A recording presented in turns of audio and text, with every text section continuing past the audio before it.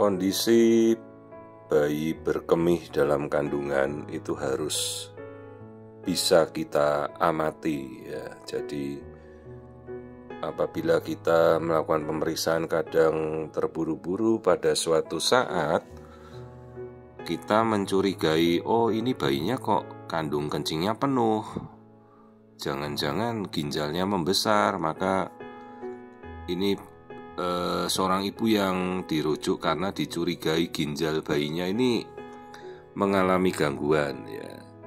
Karena terlihat kandung kencingnya membesar, jadi dugaannya kan bayinya ini tidak bisa kencing. Istilahnya mungkin ada sumbatan di ujung kemaluan bayinya, seperti ujung burungnya ini nggak mau keluar air pipis ya. Seperti kalau bayi sudah lahir kan anak laki-laki langsung sunat gitu.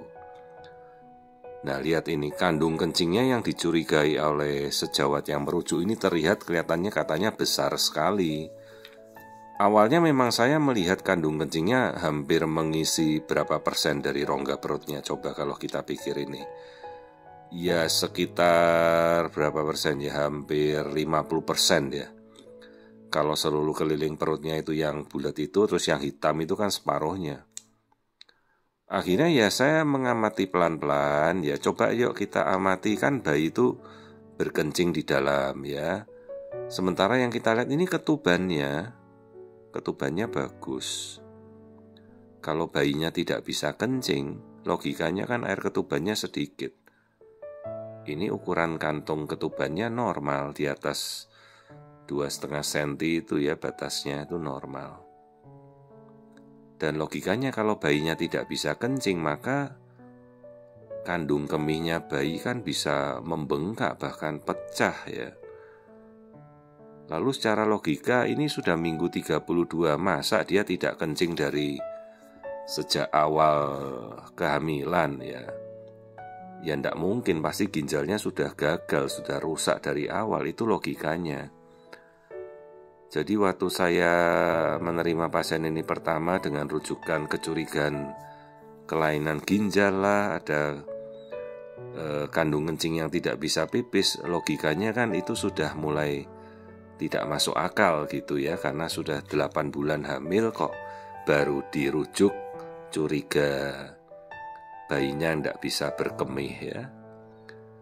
Tadi kita lihat wajah normal, air ketuban normal, jadi kan kalau air ketuban cukup kan logikanya bayi kencingnya bagus. Dan dia minum. Kalau minum kan berarti kan lambungnya pasti terisi. Jadi proses diuresis atau berkemih, kemudian daur ulang minum pipisnya kan harusnya nggak ada masalah. Tapi kita mau buktikan nanti ya.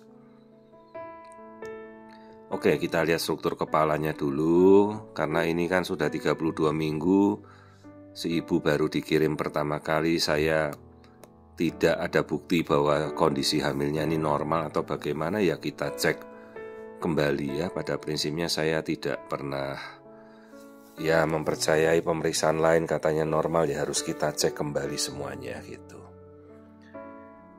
Oke, ini kita lihat struktur kepalanya, struktur tempurung kepala, struktur otak tampak normal ya.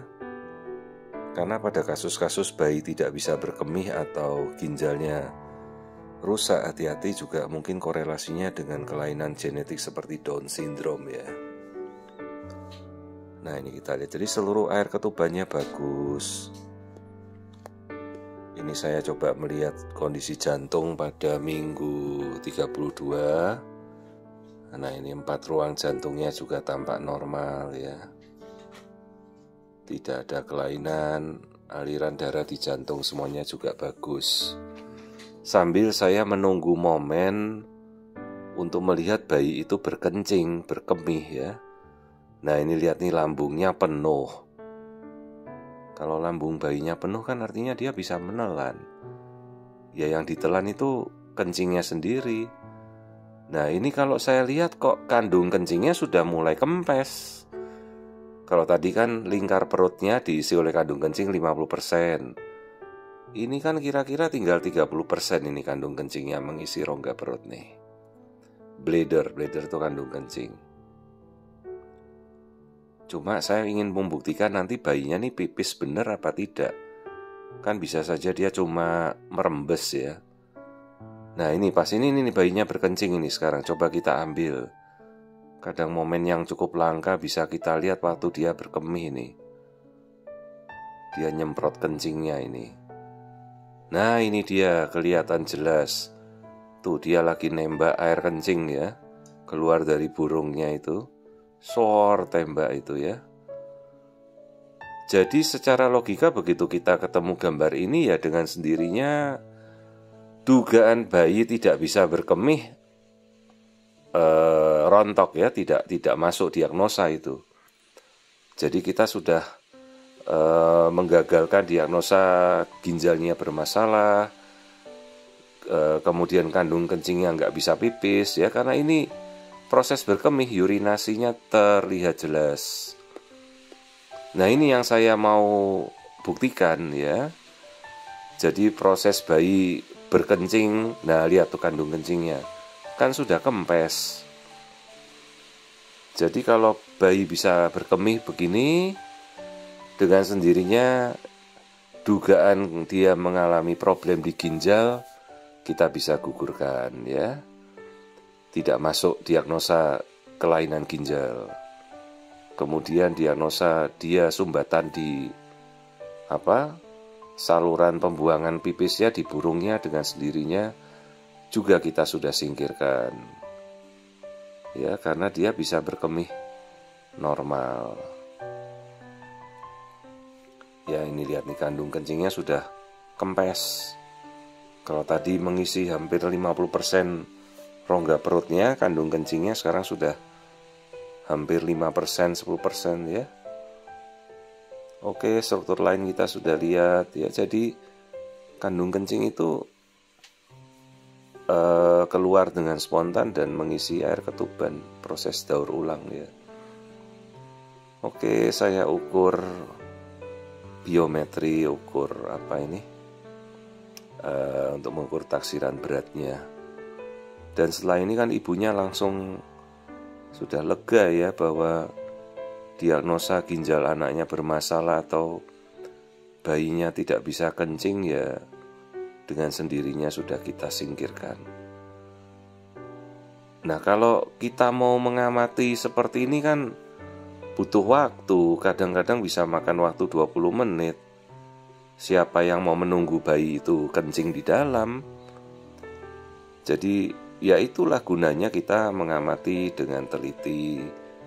Kalau kita pas satu momen ngelihat kandung kencingnya membesar, curiga kelainan ginjal ya, coba ambil waktu 10-20 menit, lakukan pengamatan bayinya kencing enggak gitu ya.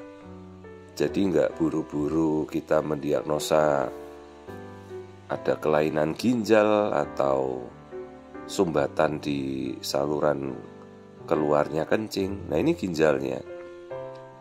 Ya kelihatan memang rongga ginjalnya ada pelebaran, tapi masih di bawah 7 mm kok, ini normal ya.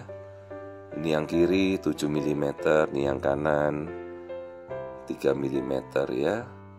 Dan potongan depan juga normal kok, nggak ada pembesaran ginjal yang ekstrim ya. Jadi khawatir si dokter yang memeriksakan bayinya gagal ginjal ya kalau dia nggak bisa kencing gitu ya. Jadi ginjal ini lebarnya normal, ukurannya normal, dan sudah kita buktikan langsung tadi.